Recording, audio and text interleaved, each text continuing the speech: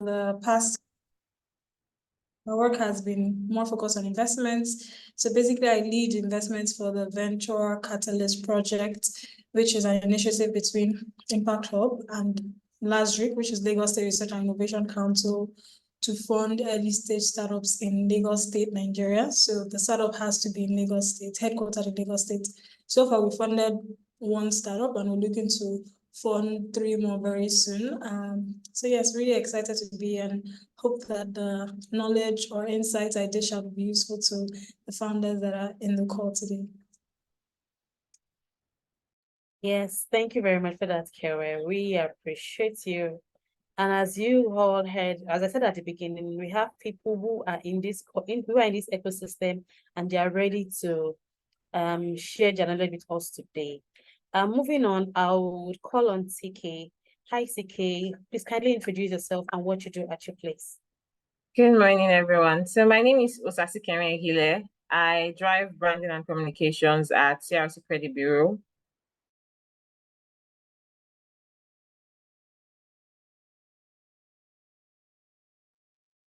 So for basically the data borrowers in Nigeria, so lenders can come to us, access that data to be able to make better informed lending decisions. So that's what I do. Thank you for having me at the session. Thank you very much, CK. Thank you. We really appreciate that. Okay, moving on, I would call on Patrick. Hello, Patrick. Please kindly introduce yourself and tell us what you do at your space. Okay, thanks. Yeah, so the name is Igwe Patrick. I head the fintech business unit at FSDH Merchant Bank. FSDH Merchant Bank is a merchant bank that supports tech startups, preferably with debt finance. We are a group that has the FSDH Capital, also the bank. Capital arm of FSDH is the arm of the bank or the arm of FSDH that invests in equity, right? Whereas the bank where I sit at is more centered on debt financing and other alternative financing solutions for tech startups. That meet our criteria. So it's really good to be here. Great to connect with everyone. Thanks. All right. Thank you very much, Patrick. Yeah, I'm sure after hearing this introduction, we are all aware now that we are about to get the best from the best. Although we have a fourth speaker, but she's here to join us, but she has to join us. I'll allow us know that she's here. So yeah, for startups, we've been having questions like why are people not investing in their business? And that's why we have the theme for today being cracking the code. And to understand investors and credit company preference for funding access, like why would a company decide to fund your business? What do you think they are looking out for? What do you think you need to have before they can fund your business? And these are some of the questions we have on ground, and I'll be asking them, and the speakers will be doing justice to these questions. So here we have, what are the common mistakes startups make when pitching to investors? CK, please, can you go ahead with that? Thank you so much. Thank you for the question. So I'm going to be speaking about this from 2 different angles, from the investor's perspective and also from the credit bureau perspective. So from the investor's perspective, usually investors are looking to see whether your business is financially viable. They're looking to see whether you have, risk management policies in place to, to be able to manage challenges as they occur. And then from the credit bureau perspective, I would say that investors also want to see that you're credit worthy. They want to see that if they invest in your business, you're not going to take that money and just disappear. They want to see that you have a history of taking credits and paying back, when you're supposed to pay back, and you don't have any defaults in your credit report. So usually an investor that wants to invest in your business will come to the credit bureau and they will pull up your credit report. They will not just only pull up your business credit report, your corporate report. They may also pull up your individual credit report because you, as the business owner, you have a huge part to play in that business. You're going to be the person that they're handing over, this funding to. So they want to see how you are as a person. So if you're that kind of person that has taken loans from 5 different lenders and you have defaulted over the years, even if you have paid back, that information is still going to be in your credit report. So they are going to see it. And then you will not expect someone who has seen that you have a history of default to invest in your business. It's not possible, right? And even if they might, the terms may even be, stronger, maybe higher. You may feel like you're being choked. You may feel like they don't really trust you. And so they are micromanaging you, right? But if you are taking the time as a business owner to monitor your credit profile, if you're taking the time as a business owner to make sure that even if you are lending to other people, you have proper risk management policies in place. You also have to also be cautious of the kind of people that you are sitting on their boards, because some of us sit on the boards of other businesses. You also have to be very cautious that that business is not one that has defaulted or taken investors' money and run away before. These are factors that investors would look out for. So if you are the kind of person that is not taking that into consideration, that's a mistake that you're already making. And so that could potentially affect your own ability to access funding from other investors as well. Yes. Thank you for that, CK. That was a beautiful one. Like CK said, she said your credit score matters. If there are people that, if you have history of defaults, the investors would probably not want to invest in your business. That was a beautiful one, CK, and really appreciate that. Yeah, Patrick. So why do you think what are the common mistakes you think startups make that does not allow investors to invest in their business? Okay, thanks. So I just want to confirm that everyone can hear me. In terms of common mistakes that I have observed personally, right? I mean, a lot of startups are rushing to, oh, I want to secure capital and the rest, but they don't really sit down in terms of their financials. I have in past couple of months, I have seen a lot of startups come in for either equity or debt finance. But one of the things that they fail to do, and which is very critical for any investor to want to invest in your company, is your financial books must be ready. Most of them want to see, most of the investors, even companies, FSDH most especially, we want to see your profit and loss, your P&L. We want to see what your books are like. So most startups do not even keep their books in order, right? And I mean, by the time they get to that stage of wanting to access funding and an investor begins to look through your financials, I mean, it's a mess. And nobody would want to go in not knowing that that startup is viable, right? I will make it very short, but then, I mean, your financials has to be in order. Most startups do not keep their financials in order before coming in. And I'm also going to come in from um the equity side of things, right? Um, most of the times, I mean, most founders just go in terms of one man. People want to see who the team behind that company that is looking to secure capital, most especially from an FSDA point of view and from any investor, basically want to see the team. We want to know the capacity of the team to deliver.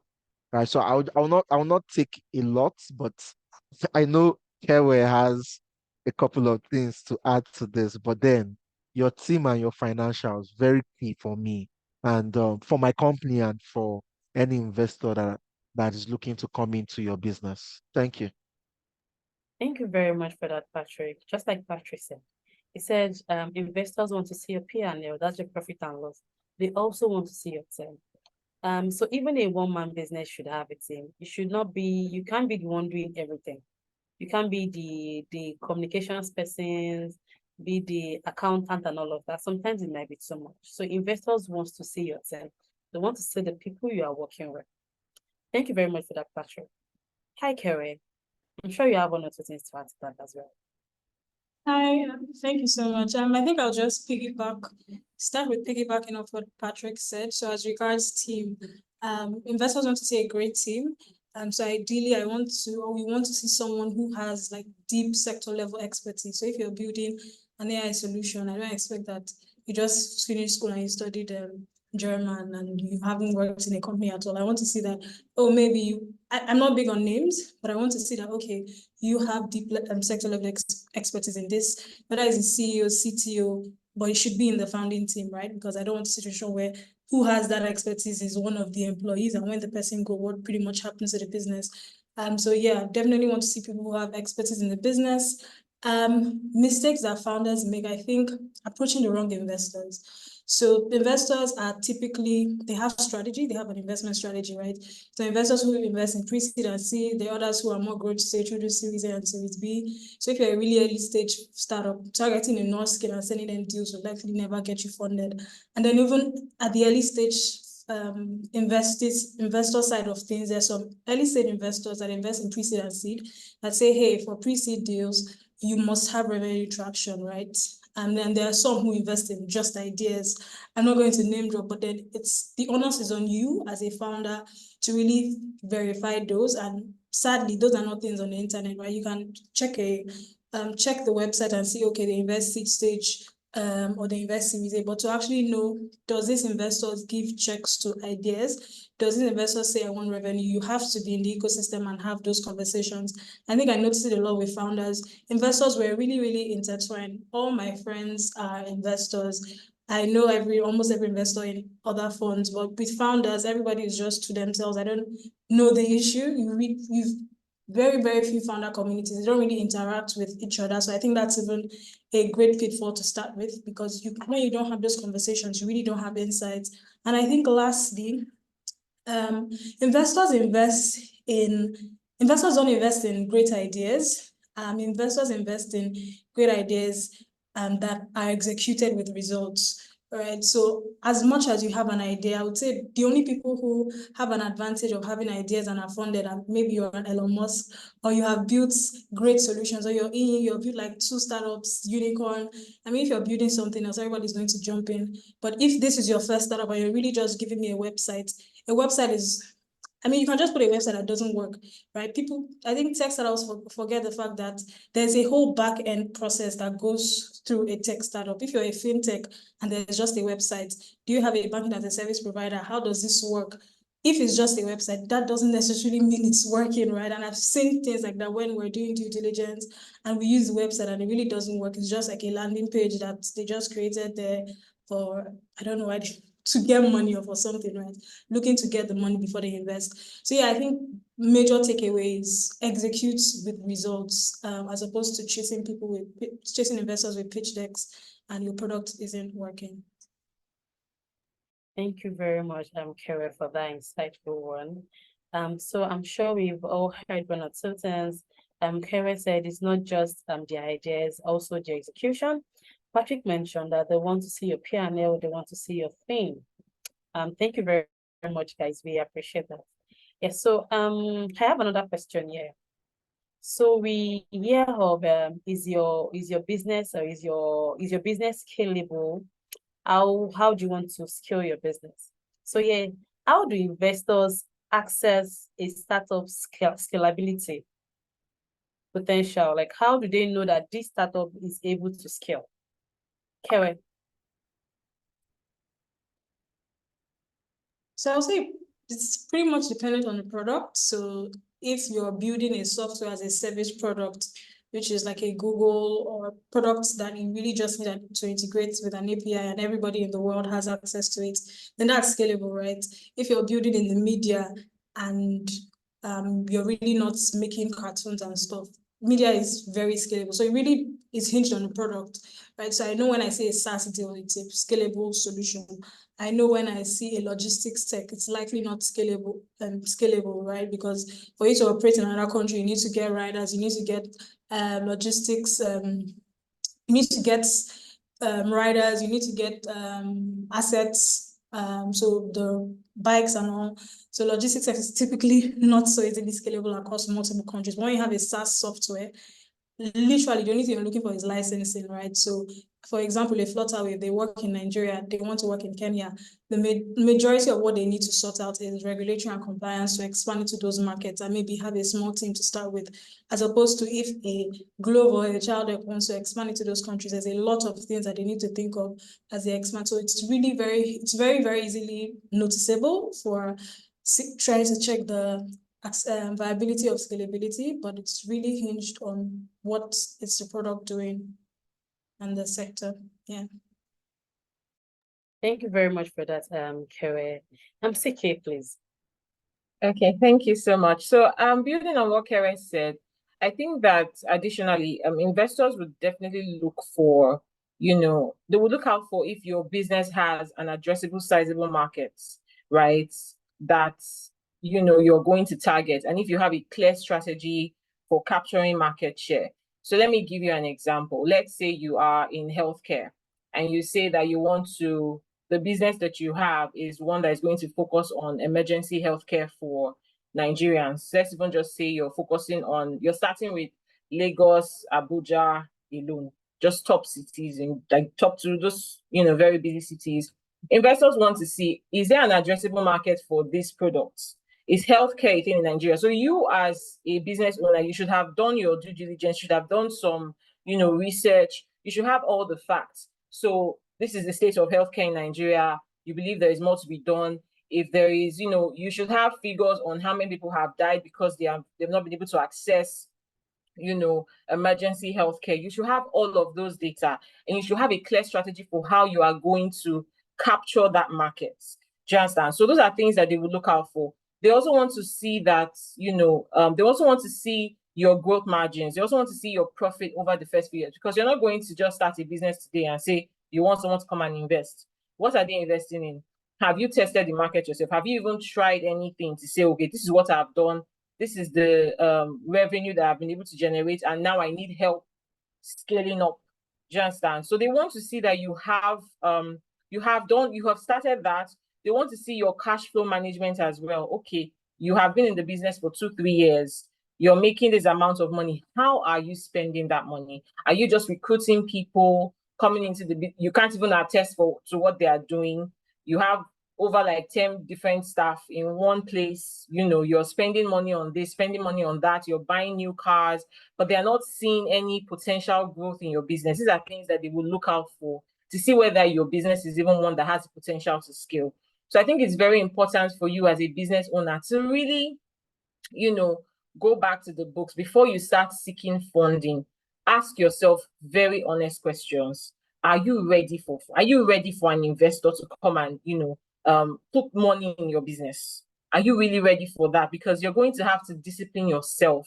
They're going to see how your financial performance has been over the past few years since you started. They're going to look at the market traction that you've had. They're going to look at your operational efficiency. Put all of these things into consideration before you start seeking funding from investors. That's what I'll say. Thank you very much for that, CK. So guys, I'm sure you've heard it from these guys and they've given us the best response they can give to us. So while CK was speaking, our fourth speaker joined us, Amaju Enemiko. Good morning, Amaju. Hi, hello. Apologies for the delay.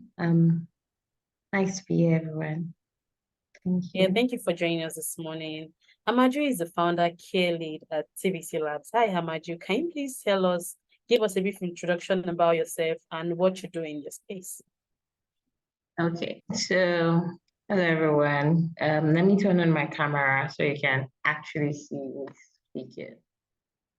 So, yeah. Hello, everyone. My name is Amaju Enemiko. I'm the founder care lead at TVC Labs. That means I take care of founders. Day to day, I meet with different founders within different sectors who are definitely seeking for investment or trying to scale or trying to build their product from where it is to maybe a part of their journey. And what I do is I connect those founders with people who may be interested in them. So when I say people, I don't just mean investors. I mean, maybe you need mentorship, you need programs, you need certain things. I sort of just guide them through the processes and just direct them to the place they need to be at that particular time. So that's a summary of what I do. And yeah, I think I've answered the question. All right, thank you for joining us, Amaju. We really appreciate it. So moving forward, Patrick, what are some key factors that influence credit companies' decision to fund startups? Okay. This really falls into what I do currently. So I think I'll first start with work on your products, have traction, right? Ensure that you have good traction because to secure whether be it equity or debt, right? The first criteria for FSDH and any legacy institution to give out credit will be how much you are doing in turnovers or what sort of traction you are making, right? For us, before we can even start to have a conversation, right? We want to know that you are making at least a 240 million annual turnover, right? Yearly, right? So that's why I first started with have traction, right? Work on your your product, that your product is actually making revenue, right? I mean, for us to even have a conversation, right? What would influence my decision to say I want to provide credit to this particular startup is I have looked at your your financials. I have looked at, like I said earlier, your P&L. I have looked at the possibility, your potential growth to scale or to make more revenue in, let's say, 1 to 5 years, right? Those are the things that would determine my decision, right? And in this scenario, sometimes it depends on what sort of finance or what sort of capital you're looking out for, be it equity or debt, right? If it's equity, most founders would basically want to see your drive to want to bring that solution into life, right? In this scenario, I'm referring to again capacity, right? But if you are looking out for depth from an FSDH point of view, you should to even start a conversation, right, with any legacy institution. Every legacy institution has their benchmark for you to start a conversation with them.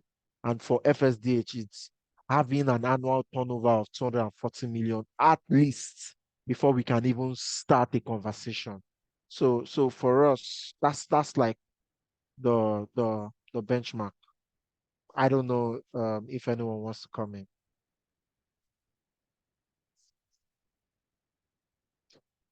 You're mute.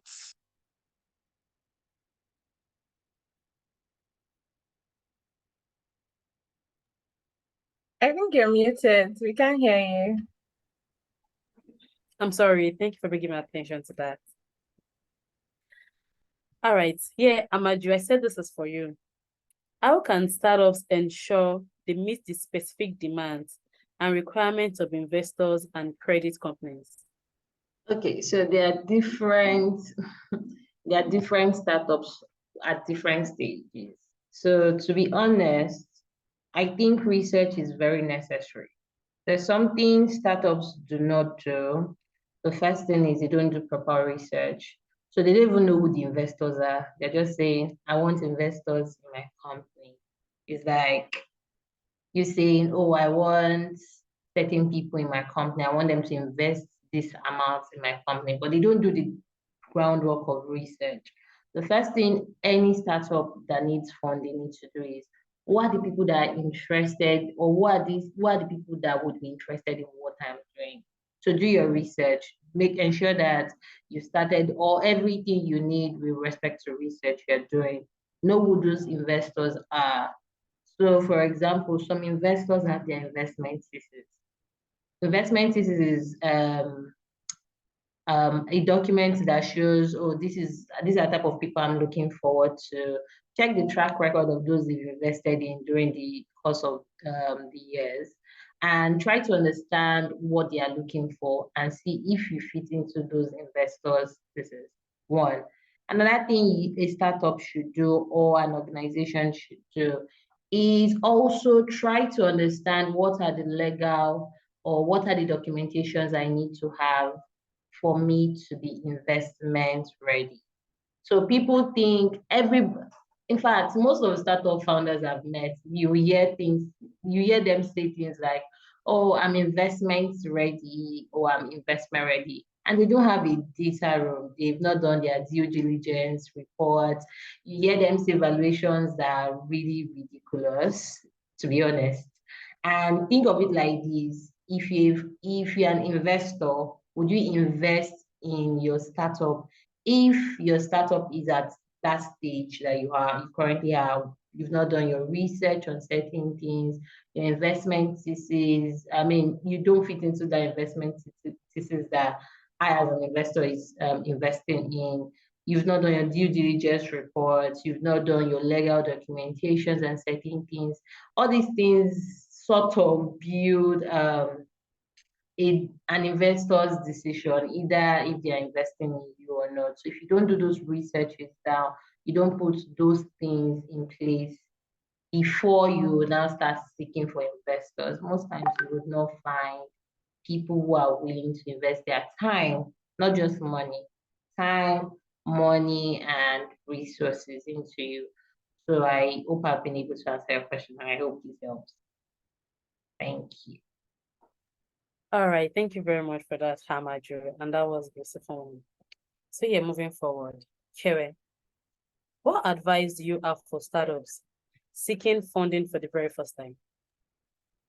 Yeah, I think I'll just start off with, sorry, I really do this, but I missed a point. So in the first question, which was how you access scalability, and I think it's really important to point this out. So after this, the founders here can actually go and do research. Right. One other way is really economies of scale, right? So I'm saying with your product as it is, you're serving 100 people. If you move to serve 1 million people, how are the costs increasing? If the costs increase very minimally, then I can ascertain that this is scalable. But if to serve 1 million people, you need to like 10x your current costs, then it's really obvious that it's not scalable. So I mean, if you're a founder and you're thinking how we access scalability, it's really economies of scale. So just maybe do more research on that and see how you can ascertain if you're a pre-seed startup, when you get to seed and when you get to Series A, how those costs increase. And if they are minimal, then obviously you're a really scalable startup. And then I think to your question, that was advice for first-time founders. Can you clarify if that was it? Yes, that was it. Okay, so I mean, it's pretty much very same with the first point, but I'll start with they should go through an investment readiness master session, right? If you're a founder and you're seeking investment for the first time, ideally you don't know like how this process works. You're not that's the usual way, but I think what we see startups, which is okay, but it's just you want to make as minimal mistakes as possible, right? So go through an investment readiness master course. It doesn't need to be paid for, right? But just ensure you have everything ready beforehand, because what most founders in Africa do is that we learn on the job, right? You want to raise pre-seed, you come and you have conversations with your investors. I really don't know. I can tell that you don't know much about these things. And then I give you a term sheet, and it's not that bad. I think why we don't see the adverse effect in the market is because very few startups actually move from that very early stage to getting pre-seed and seed. They're already leveled down to seed to Series A, like 90% have already died. So the adverse effects of making bad decisions is not seen, right? So if you're a really early stage startup and you don't understand legal VC terms, and I give you a term sheet that says, oh, I need a 5x liquidation preference, which means I will get 5x of any returns you get before you get your money, before your other investors get your money, and you sign it and you don't understand, I mean, you're shot yourself in the leg, right? But I think we don't see the adverse effects because there's really very few exits at the end of the day. And that's also points to why we see high valuations, right? If you're a pre-seed and you're raising 10 million, well, if you die and then you never reach seed, it really doesn't matter. But then if you decide to raise Series A and you're valued at 10 million in pre-seed, and then you go on to raise 40, you want to raise 40 million Series A, it's almost difficult, right? Because we're going to be assessing for what you're currently raising, do you have the revenue and traction to back it? But back to your question, so I'll just say yes, go through an investment readiness class session. I think there are a couple, there's Y Combinator, a lot of accelerators and incubators have investment readiness classes. It's really not a waste of time. And whether there's money attached to it or not, whether they're merging you with investors, like giving you interest to investments or not, it's just need to have that knowledge.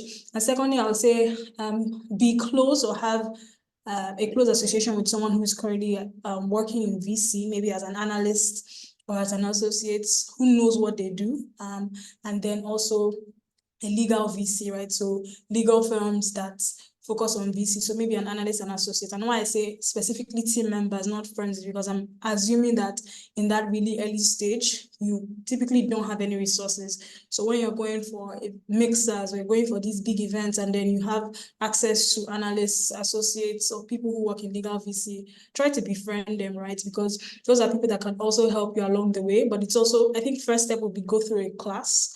And then move to have those people on your table. So when it's a scenario of, oh, I need this, how evaluations done? How is this done? How do investors think about exits? I really know who to meet. Oh, investor sends a team, I really don't understand it. And I mean, the information you get in Google is quite limited if you want to focus on that. So I can send it to my friend who works in legal VC, and she can say, hey, this is a red flag, this is what you need to do. So have those people as friends or as acquaintances, right?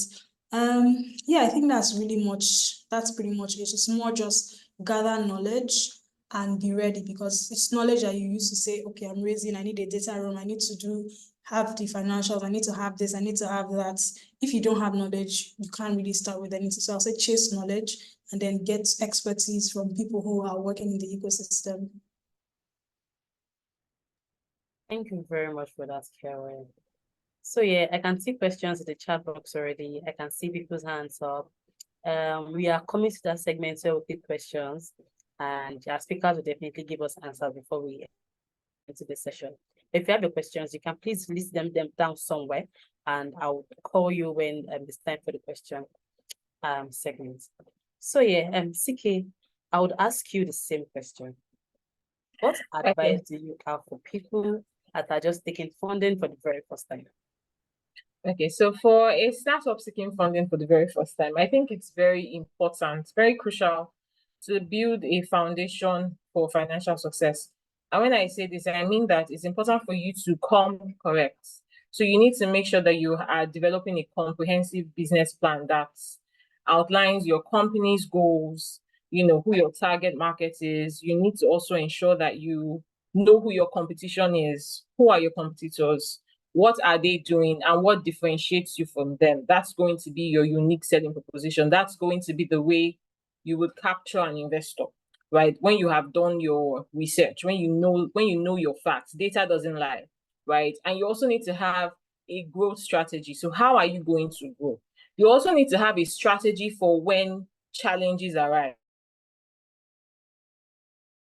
Right? And you're not the person who is you're not in control of that, but you need to have those things in place. Another thing that you should be very, wary of is you need to build a strong credit profile by establishing a positive credit history. So you need to start now. It's not when you're looking for investment, you start thinking, oh, let me start to build my credit history. Maybe they need to also see that I have taken,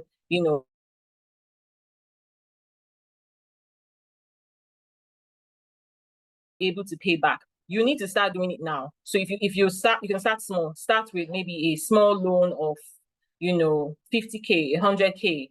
They need to be able to see that if you could take a loan of this amount and you pay back on time, then perhaps if they invest in your business with even more, you're able to manage it properly.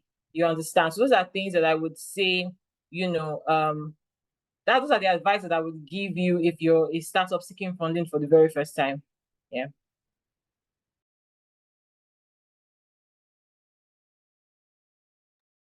Thank you very much for that, CK. And we appreciate it. So yeah, Amaju, in your experience, What are some overlooked factors that could make a startup more appealing to investors? So I think there are so many things, but one thing founders do actually overlook is really due diligence. I think I already spoke about due diligence from the beginning. And there are many things actually, but due diligence is something that everybody does. So founders will come in and they would say things like, "Oh, we have so and so revenue. This is what we are making yearly." However, they don't have certain reports in their data room. They don't have certain things. There's nobody talking about, "Oh, our challenges. This is what we've faced so far, and this is how we've been able to overcome it."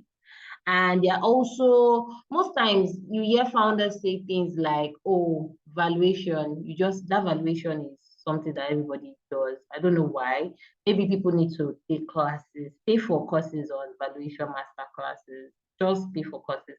So you don't come out and say, "Oh, I am valued at XYZ." And when they do their own research and they find out that you are lesser, it looks like you don't know what you're doing, or it looks as if you don't know what you're saying.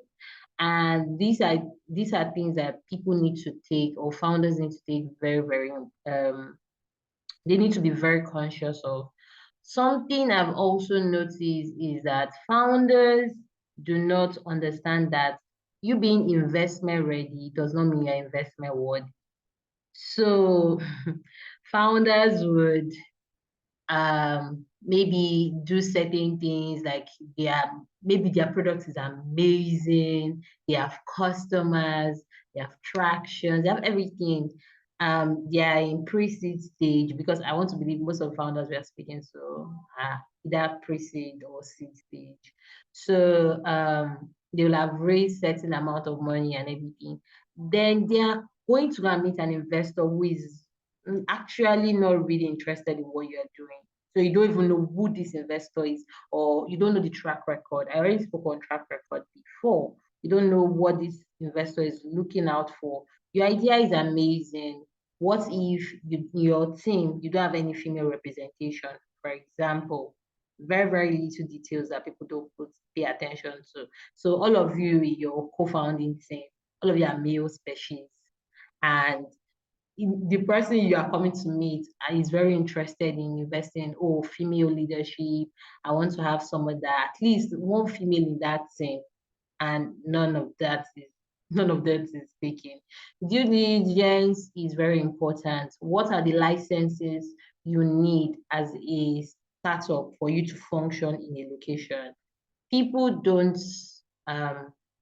or founders don't take their time to do this research, so they don't know. I think the last speaker spoke on, the last person who spoke on understanding what is going on in the VC ecosystem. So it's not just, so I agree with her 100%.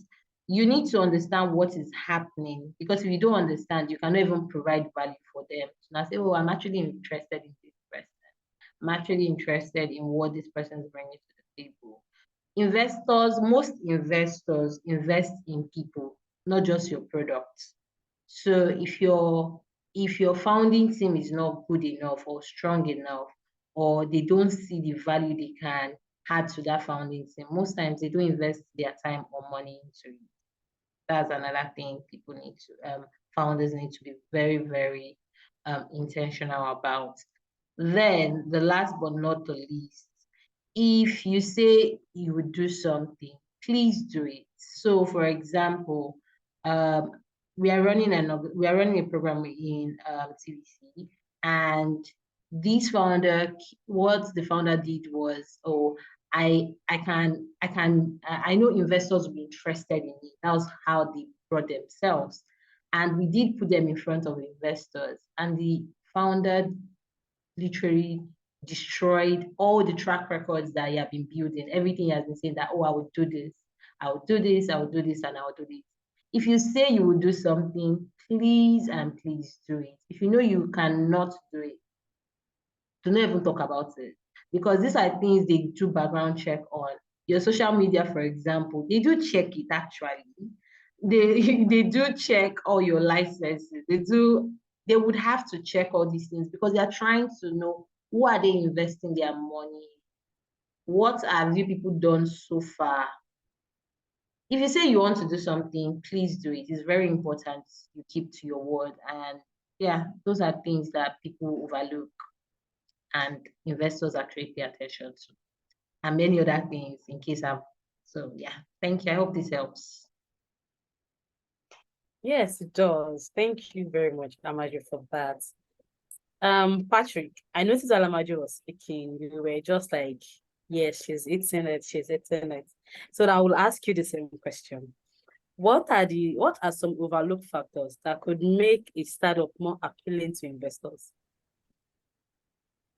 Okay, so I'm going to actually ride on some of the things that Maju said. But I'll start with positioning. Most founders overlook how you position your startup, right? And I'm going to make reference to something she said, having an all-star male team, right? So when you have more males as the founding team, you miss out on a lot of opportunities because having a female in your team, structuring your company, positioning your company, right?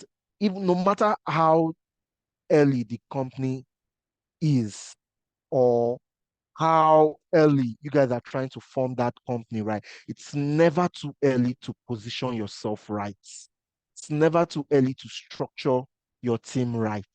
So for me, that's very important because I mean there are opportunities that are out there for women-led teams or co-founded teams, and you can miss out on those opportunities just because you do not even have a female, right? And I'm going to use again, Amaju made reference to what's going on currently at TVC, right?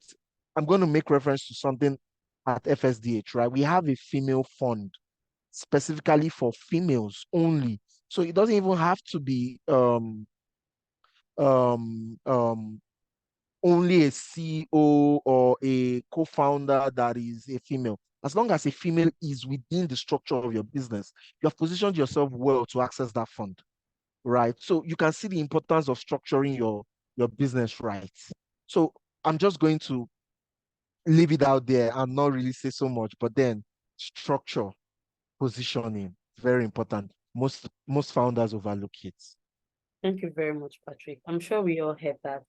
Patrick, structure your startup, your position is and it will do you more good and more favor if you have a female on your team. Yes, thank you for that, Patrick. So now I would ask this question, and I think I want Kerry to please do justice to this. Apart from investors, what are other ways businesses can access funding? Like apart from going to meet investors, what are other ways they can get funding for their business? Yeah, I mean, I think there are multiple ways. Obviously, equity investments are the most expensive form of investments. But those are what startups need if you want to be truthful with the harsh realities. But yeah, I always say chase grants if you're a really, really early stage startup and you want to build a product. Typically, an investor is not going to give you money to build a product. You want to say that you're taking the risk to do that. So there are a lot of grant opportunities. You see investors accelerators do programs, and then at the end, there's grants attached to that. So there's grants, there's crowdfunding. And there are crowdfunding apps, the likes of Get Equity and the rest. Okay, I don't think Get Equity is a crowdfunding app. It's to actually get investors for you to use. But there are a couple of crowdfunding apps that you can also use. Largely, very rare to get crowdfunding in Africa or in Nigeria for tech startups because also look at the logic. I won't give you free money to build a product that you get profit on. So when we say crowdfunding, try it if it works great for you, but I mean it's not going to give you a lot of funding either ways. But family and friends, but a lot of it is really just dependent on your situation. When I see people who raise family and friends, obviously you have a prestigious family. If you have a family that can give you $10,000 or $20,000, it's really not the scenario for everyone. And then we have debt. Still not tailored to tech startups. debt financing want to see some sort of credit that you have like a good credit score. And then if you're starting up, you obviously don't have that. So really, if you're a tech startup, sorry, this is very focused on tech startups, but I mean, if the SMEs in the house, I mean, chase debt, chase crowdfunding, chase the others. But if you're tech startup, it's really family and friends. That's why there's family and friends and angel around before you pre-seed, and then grants, a lot of grants opportunities. Apply as you see fit, and hopefully you get one. Thank you very much for that, Kerry. And to all of the speakers, thank you so much. That was such a beautiful one. I have my notes here, and I'm sure people on this call as well have taken notes of a lot of things. We have the part where you said, before you even go to meet your investor, know who the investor is, know what the investor is looking for. So you don't look stupid speaking to someone that wants to invest in climate and you are going with probably a startup in health. Know who your investor is. Do your research before you go to your investors. Thank you very much for that. Also, you mentioned to have a team. Have a beautiful team. Don't just do the person minding accounting is one managing the operations. Have a team. And the best part of all is have a female on your team. There are a lot of opportunities out there for female founders, or even for founders that have a female on their team. So yeah, please ensure you have a female on your team. That was a very great one. I appreciate that. Thank you very much for that. So now we are going to move on to the next segment, which is the question and answer segment. I already have questions here and I have fingers up, but I think I'll take the ones with the answer first before I read out the questions I have here. Good morning, Alice. Good morning. How are you doing? I'm very well, thank you. And thank you for joining us today. Thank you very much for this great opportunity. It's an eye-opener. Thank you.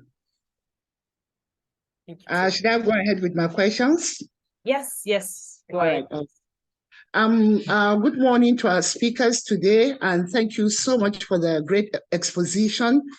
I'm sure at the end of this, we should be all able to tidy up our books and be ready we should be investors ready. My first question goes to, I think, Patrick of FSD. Please, what is the turnover for a nano, micro, small, and medium enterprise?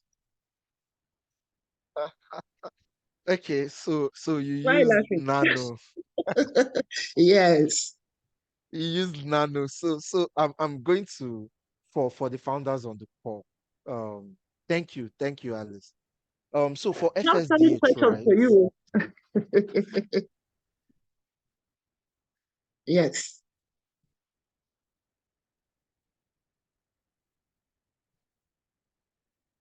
Easier for us to finance businesses, startups in this case, SMEs. Please confirm that you can still hear me. Yeah, I can Please hear you. You went up for a minute, but you're back now. Okay, thank you. So for FSDH, we primarily finance businesses, right? And I mean, I typically said that for you to even access the minimum you can access from FSDH is 10 million, right?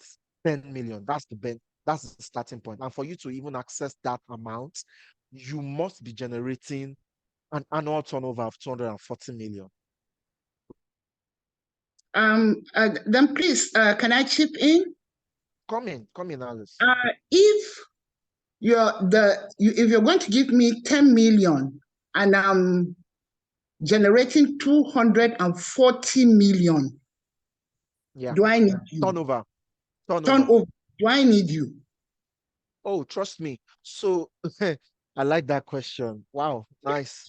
So you do, because the reason why we provide finance, an alternative finance solution, is sometimes your business might need urgent cash flow, right? Okay. Sometimes your business requires some impromptu needs come up, right? And I'm saying that 10 million is the minimum you can access. right? But for you to even start with the 10, for you to even access that 10 million, the benchmark is a 240 million. All right. Businesses needs come up anytime, and you would need capital. All Trust me. right. Okay. Now I Yeah. understand. And what's the interest rate and payable after how many months or years? Okay, What's your profit? What's the percentage? okay, cool. Hmm. Like I said, we have a female fund. FSDH Okay. has a female fund. The maximum you can access from that female fund is 100 million, right? And the minimum, I think the minimum should be 50 million and also 10 million. So for that, for the female fund, I think the interest rate there is at 15%. 15%. 15%, yes, annually. 15% annually. There are other funds within the female category, right? But then that's something I think we can discuss outside, but off the top of my head, that's 15% annually. But for general founders of founders looking to access capital, and you don't have a female in your team, then you're looking at somewhere within 30% annually, right? Yeah, for males. I'm sorry, males have it a lot harder. I'm sorry, but for females, yeah, let's go there. We have 15% annually. But I mean, there are things we could work around. There are things we could work around, but that's it. Payable after a period of how many Six months or months to years? 1 year. 6 months to 1 year. 6 months to 1 year. To one Okay. year, and sometimes it could be, depending on how much you're looking to access, it could be 2 years or Okay. more. Yeah. Once I get some funding from you, either loan or whatever, we are now stakeholders. You are also a partner. What do you bring to the Exactly. table? Okay. So I would buttress that. What currently where I sit, the desk that I sit on, the fintech business that supports startups, we primarily provide debt finance, right? And as added support, what we do is to do advisory, right? So when you come to me for a particular thing, right? I will need to, off the top of my head, assess you, give you advice that, oh, this might not be the best route to go, right? Because most founders, they just have one track mind on, oh, I want to secure equity, right? Whereas that business, equity might not be the best fit, right? For lending startups, it's typically best to get debt finance. Do not use investors' money to on lend. That's if you have an on lending business or a fintech. Most fintechs on lend, right? I would not advise that you utilize investors' money to on lend, because I will tell you from experience, I know founders, top startups that are on lending, and they have over 1 point something billion outside, that those individuals or companies that have on lent or that have gotten those funds from them have not been able to pay back, right? So there's a risk. There's a risk to it. So part of what we do as FSDH is to give advise you, advise on the best step to go, advise on the best finance product to access, right? And I mean, that's the additional support, because I mean, first and foremost, we're a bank. Yes. Yeah. Okay. With a turnover of 240 million, I think your target should be the medium enterprise and not the Exactly. small, not the Exactly. nano. Yeah. So Exactly. I think some of us are not qualified for that. Well, every business grows to that stage. Do you get But my that's point? That's going to why. take a very long period, going with Not what is really. happening in the economy. Not really. So remember when I was speaking, I said focus on your products, focus Yeah. on gaining traction, right? Okay. The first thing that should be on your mind isn't to seek investments or isn't to seek credits or isn't to seek debt finance. The first thing that should be on your mind is scaling your products, Yeah. right? So Mhm. give me a second, please. Okay. Give me a second.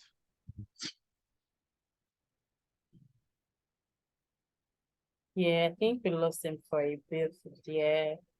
All right. I have another question, please, for Jeffia. Can I go on? Yeah, sure, you can. All right. Okay. Thank you so very much. Jeffia, you mentioned grant opportunities and so on, and particular about the grant. Please, is it possible? There are so many opportunities out there. We don't even know which ones are credible, which ones are true, genuine. Can you hear me, please? Yes, I can. All right, okay. Please, is it possible some credible ones, maybe you community admin of Nest, if you can please share some so that they can post it for us on our platform. And then we apply because there are so many things out there. Every day, grants are popping up, grants. You don't even know which ones are genuine before one fills in some documents and some other things may happen. Can you kindly, some reliable, genuine links, you pass them to the community manager so that they can post it for us on the chat group. Would truly appreciate that. I mean, I can just list websites that share valid or genuine grant opportunities. So there's opportunities for Africans and there's I forgot to say, but yeah, opportunities for Africans has a lot of grants. And then even I didn't state that. So before I was in VC, I was actually an entrepreneur. I had a normal business. I was a skincare brand and then it pivoted to a beauty tech startup. So for my traditional business, I got a couple of grants. I'm one that foundation, which is by I've forgotten the organization, but they're like a drink company or an alcohol company. So Kickstart Foundation, there's Tony Elumelu Foundation. Also got a couple from Africa Innovation Fellowship. There's Nigeria Economic Summit Group. There's so many. So I wouldn't specify links because that limits you. So I would say check out platforms that post opportunities. So there's opportunities for youths. Just check Instagram and yeah, it's more research. It's not majorly me dishing it out to you. And then I would say in terms of filtering between genuine and real, don't be so focused on which is genuine and which is real, right? Because you're going to be very, very hesitant on actually applying. And when I was an entrepreneur, I used to apply to almost everything.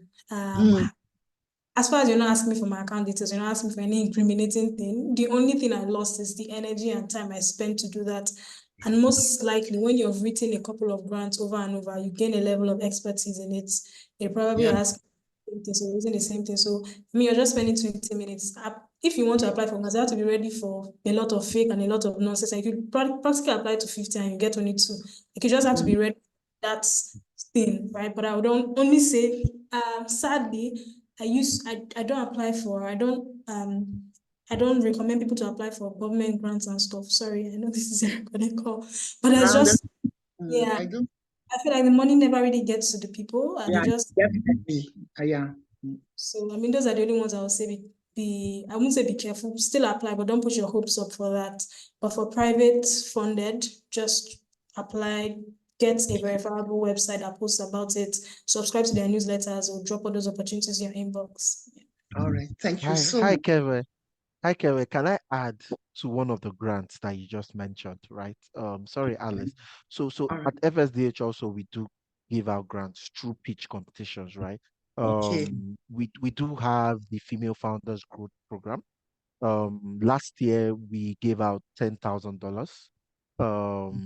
And I think Kunda Kids came out tops on that. And at the same time, we currently have a grant program running, and that's with Victoria's Secrets. Victoria's Secrets have an impact fund, We are currently doing that through one of our major partners, Web. I think I'm not sure if the application has closed just yet, but I've done then, the training with Aware. Yeah, oh, last. fantastic. Yeah. Fantastic. Mm, So those yeah. are the opportunities. But Okay. then keep your head to the ground, right? When I mean keep your head to the ground, I mean put your ears on the systems. I would use mediums that give out these read tech blogs. There are a lot of them. Most of them Mm, are advertising grants, and that's how you can determine a viable opportunity or grant opportunity, right? VC4A, they post a lot of opportunities. Me personally, before I started working within the bank, I used to accelerate tech startups, early stage guys, right?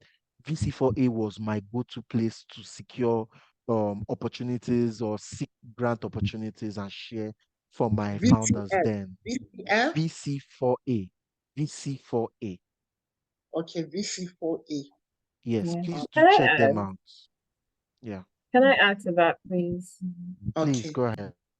Okay, thank you so much. Good afternoon now. Good afternoon, Alice. Good Um, I afternoon. would say I would say you should also check out Bank of Industry. Okay, Yes, no, I'm just even do partnering with them. I'm at the tail end. Yeah. exactly. So check out Bank of Industry. There Yeah. is the Growing Fund. Growing Fund basically offers financing and business support to SMEs in emerging markets, including Nigeria. You also want Mm, to check out iDice. okay. iDice is actually a Nigerian government initiative that offers like $672 million in funds to support young entrepreneurs in the tech and creative sector. So I know that people have, some, you know, they have their reservations towards government funding, but I do know people who have benefited from it. You Okay. also want to check out the Africa's Young Entrepreneur Empowerment Nigeria. You want to check that out as well. You also want to try Rising Tide. So Rising Tide is an angel investment company, and they're women founded, they're women led. So I know that for a woman who is seeking investment, you may have an added advantage, right? And they would invite you for pitch sessions. They usually have different pitches across like the year, right? So across the country and at different times of the year. So you can be invited for a pitch. You go with your business plan. They will ask you questions and they will decide on the spot what business they are going to invest in. So it's not like they're going to get back to you later at a later date. You see other business, owners, other founders just like you, and you would all pitch and they will decide if they want to invest in one or two, that day. So I think that you may also want to do that. Consider that. It's CK, called please, Rising can you Tide. mention Yes. that again? Can you So mention that female group again, please? Rising Tide Africa, RTA. Rising Tide. Yes, Rising Tide Africa, Oh, RTA. all right, thank There are a you. lot of opportunities for women. That's all I'm Okay, Yes. hearing. So just do your research. Just okay, apply. As long as they're not asking you for any personal details, then yeah, like all I right, said, yeah. okay. Thank you so very much. My No, last question, sorry, I took so much of your time. Patrick, back to you again. How can you confirm this saying that, investors invest in the team, not in the product, and not on the turnover? True or false? Okay, so that question is a bit tricky, but then yes, investors look at the team. It's a very critical thing. So for Yeah. me, I would even utilize, okay, one of our credits risk process when we give out funds or debt finance to startups, right? We ask for your financials, definitely. That's a criteria. But then we also ask for the management portfolio in terms of management profile, right? We want to see the experience of the team that is driving that company, right? Mm, So yes, the team is important, right? It's one of the key criteria for us when we give out funds, right? Like I said, that's if it's important for debt finance, you can bet super important for when equity is in the question. when equity is in play here, because investors themselves, VCs, angels, right? And we have a lot of them in our network, right? Even for FSDH Capital that does equity, we want to look at the team, right? The capacity of the team to actually deliver, right, is very important. So to Okay. an extent, it's you are right, but it's not the totality, not just only the team that they would look at, but then that's a very key factor All right. when yeah. So let me Thank build on what Patrick has even said as well. So you. Patrick has mentioned that for them at FSDH, they will also look at the management profile. So I would speak about this from CRC Credit Bureau. There are times when investors will actually come to us and say, these are the people that we are looking to potentially invest in. And we want to see how they are when it comes to credit, how responsible they are with credit usage currently. There is something called third-party self-inquiry, where someone who wants to extend you credit, a line of credit, offer you a loan, anything, even your employer can come and do a third-party self-inquiry on you. Even your landlord, if they want you, maybe you want to rent a house or you want to buy a house, real estate companies, they can come and do a third-party self-inquiry on you. And what this means is, with your consent, they will pull up your credit report. So now you're thinking it's just for your business, but even you, as a part of the management, that business's management, they will pull up your credit report and they would see how you have performed in the past regarding like when you have been taking loans. So if you have taken loans from 5 different institutions, you have a like different mix of credit. You've taken a personal loan, you've taken mortgage, you've taken, a rental loan. They want to see how you have paid back. They want to see if you are defaulting in your payments. They want to see if you even defaulted by one day. They will even check things as basic as your address history. Now, your credit report carries information about not just your credit transactions, but also information about the information you're providing to lenders. So let's say you have taken 5 different loans and use 5 different numbers. That's already a red flag. They're looking at it. Why should you have 5 different numbers that you have taken? Because your credit report will show all of these things. If you have changed address 5 different times, and in the different organizations that you went to, you use 5 different addresses. By the time we merge all of those things and pull up your report, because we will merge that data, we'll pull up your report. So that one report has 5 different addresses. That's already a red flag to someone who is looking to invest in your business. So these are things that you may say it's not important, but it's very important that you take note of it. It's not when you are looking for funding, you start monitoring your credit. Now, you may even find that we've also had a situation where someone was seeking funding for their business and they didn't get it because someone had taken a loan in the past in their name and they didn't know. We are at a point where identity theft is at an all-time high. People can access your data. People can use your phone number to access loan. And they will just keep taking it. And because you're not monitoring it, you're not checking your reports, you don't know anything about your credit profile, you are not aware until when it gets to that stage where you have to pay off the loan. But if you're monitoring your reports, if you're monitoring your credit profile, if you have an alert set up on your credit profile, once there is a change in that profile, once somebody, even makes searches for you, once an institution, a lender, anyone searches for you, even this person, even this investor that you're giving consent to search, once the person searches for you, you get notified. So in a situation where somebody takes out funding or a loan in your name, you are notified and you're able to reach out to that lender and say, hey, that's not me. So they can change it. So that's why I'm thinking that it's more than just having all of the documentation. It's more than just knowing about the markets, knowing about your competition, having a very good product. You also need to make sure that you are protecting yourself. You as a person, you as the business owner seeking funding, you have to have that character that they are looking for, because it's you that they trust. It's not your idea that they trust. They're investing in you before your idea. You understand? So I think that's very, very important. Yeah. Okay. Thank you. So Sorry, very Alice, can I say something? So Okay. speaking of what she has said, one thing I would advise you can do is quite expensive, but it's better you have it. So legal due diligence. Have someone in your team that is legally checking up everything for you. Okay. So people who want to invest, do not forget that some of them are investing other people's money, while some are investing their own personal money. So you need someone that will do the legal checkup for you from your own side before they go and start searching, before they start digging up things that you'll not be wondering, I did not know this thing was here before. So personally, as an organization, have a legal person, solid legal team, someone that is good and knows what they are doing to do that research. Another thing before, so that we know we're done, Alice, is on your question, your first question around, not first, second question around grants. Sometimes when people apply for grants, the mistake founders make is that they don't ask, why did I not qualify for that grant?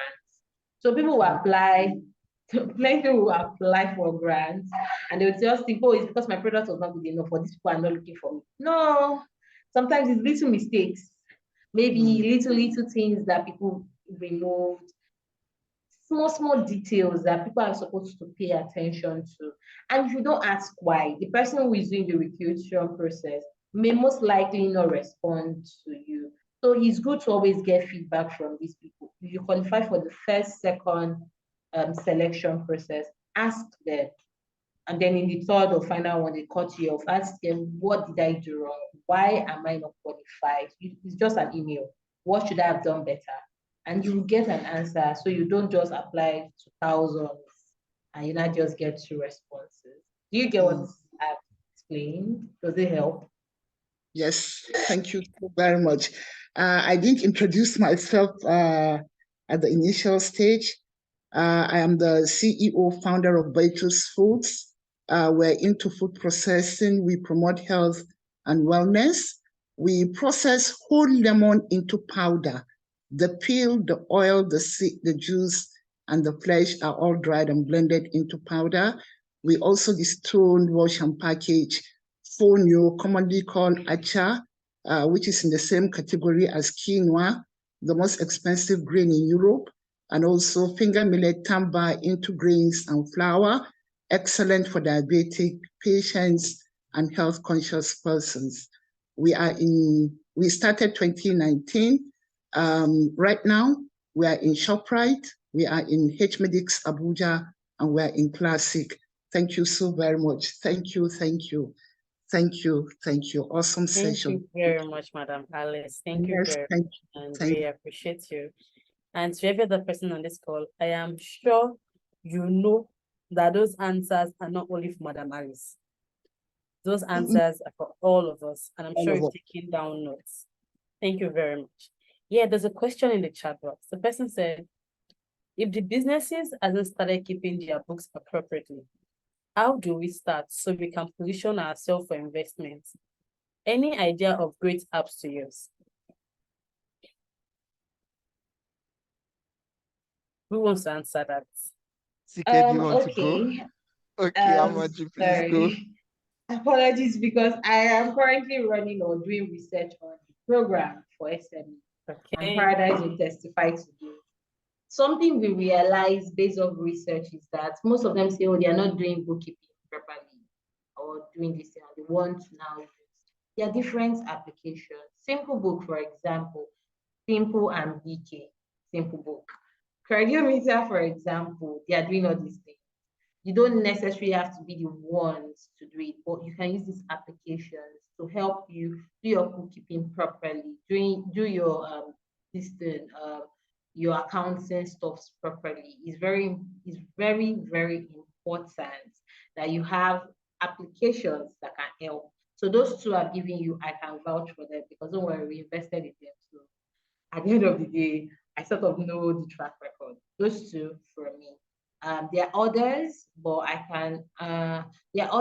cannot really remember their names. If I can, I will send them to Paradise if that helps. Yes. So Patrick can anyone. So I want to add from what Amaju has said, right? Yes, there are softwares out there. So what I'm about to say might not really apply to some of the businesses here because what I do and what I focus on is on either medium scale startups, businesses, or growth stage businesses, right?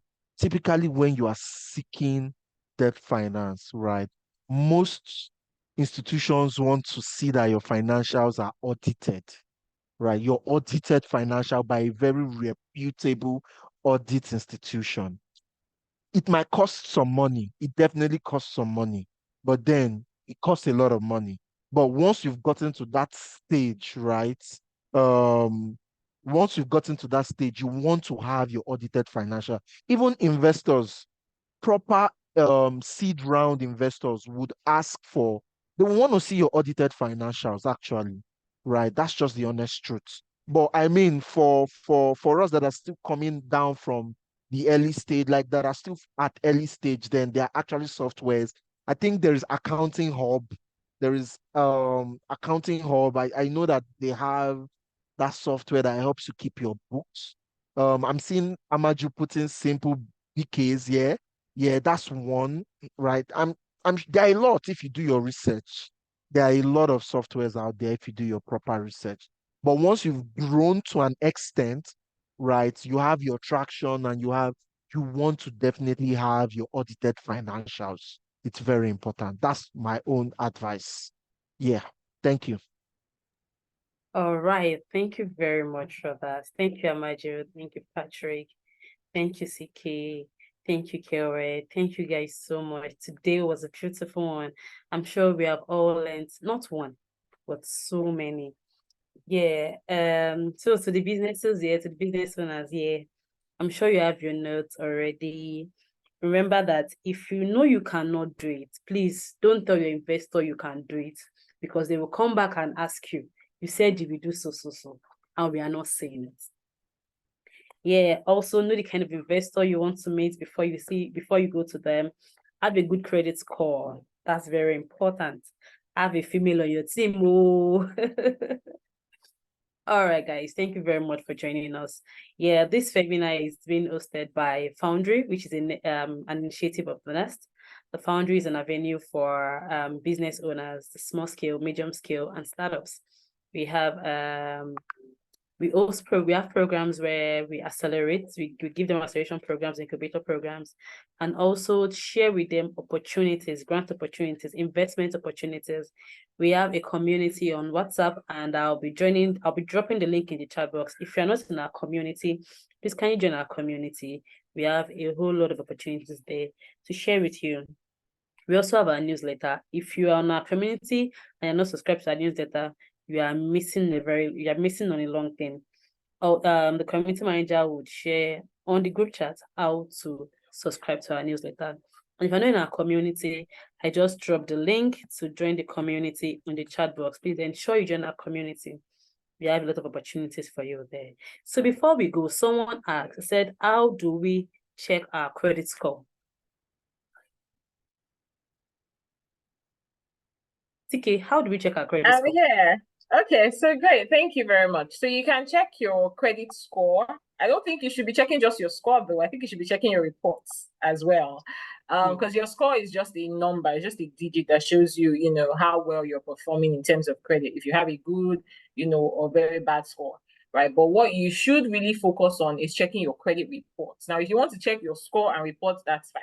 If you want to check your report, just know that you're entitled to one free credit report every year. So if you've never done it before, you can use the code free reports at the checkout of the CRC website page. So I think that I will also drop that here in the chat box. So if you're looking to check your credit report, just visit our website, crccreditbureau.com.